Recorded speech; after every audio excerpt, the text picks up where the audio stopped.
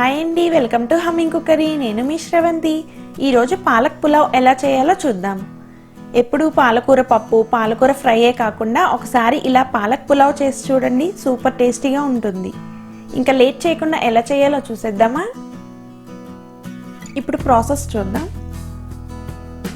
ముందుగా పాలకూరని కడిగి కట్ చేసుకుని మిక్సీ జార్లో యాడ్ చేసి అందులో వెల్లుల్లిపాయలు,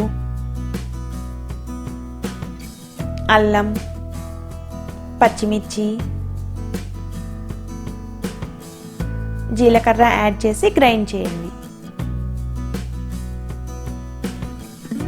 ఇలా మెత్తగా గ్రైండ్ చేసిన పేస్ట్ని ఒక బౌల్లోకి తీసుకొని పక్కన పెట్టండి. నేను ఈరోజు ఈ పులావ్ని ఎలక్ట్రిక్ రైస్ కుక్కర్లో చేస్తున్నాను. మీరు నార్మల్ కుక్కర్లో అయినా చేసుకోవచ్చు. ముందుగా 2 టేబుల్ స్పూన్స్ నెయ్యిని వేసి అది కరిగిన తర్వాత అందులో బే లీఫ్, 3 యాలకులు, 4 లవంగాలు, 2 దాల్చిన చెక్క, స్టార్ అన్సి, సోంపు లేదా షాజీరాని వేసి ఫ్రై చేయండి. ఇక్కడ మసాలాని ఇష్టపడేవారు ఎక్కువ వేసుకోవచ్చు. అవి ఫ్రై అయ్యాక అందులో ఆనియన్స్ వేసి వేపండి.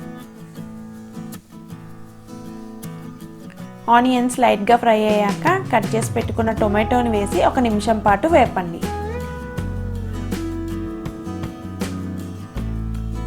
తర్వాత అందులో పచ్చి బఠానీ, స్వీట్ కార్న్, బీన్స్,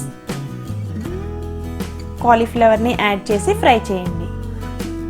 ఈ వెజిటేబుల్స్నే యాడ్ చేయాలని ఏమీ లేదు, మీకు నచ్చిన వెజిటేబుల్స్ని యాడ్ చేసుకోవచ్చు.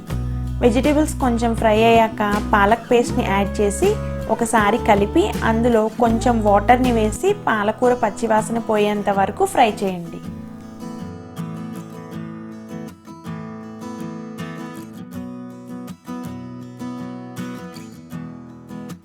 ఇప్పుడు అందులో 20 నిమిషాల పాటు నానబెట్టుకున్న బాస్మతి రైస్ని వేసి ఒకసారి కలిపి వాటర్ని యాడ్ చేయండి.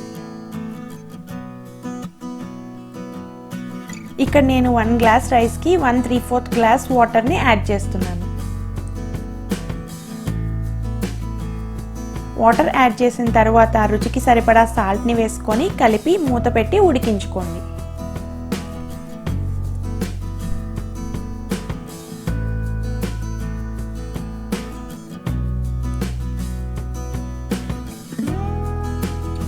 చూడండి, రైస్ అంతా పర్ఫెక్ట్గా కుక్ అయింది. అంతే, వేడివేడి పాలక్ పులావ్ రెడీ. సర్వింగ్ ప్లేట్లోకి తీసుకొని సర్వ్ చేసుకోండి.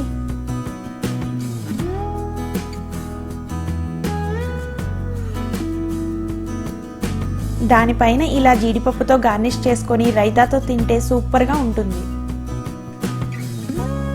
ఇది చాలా ఫాస్ట్గా, ఈజీగా అయిపోతుంది. మరి మీరందరూ కూడా తప్పకుండా ట్రై చేసి ఎలా వచ్చిందో నాకు కామెంట్స్లో చెప్పండి.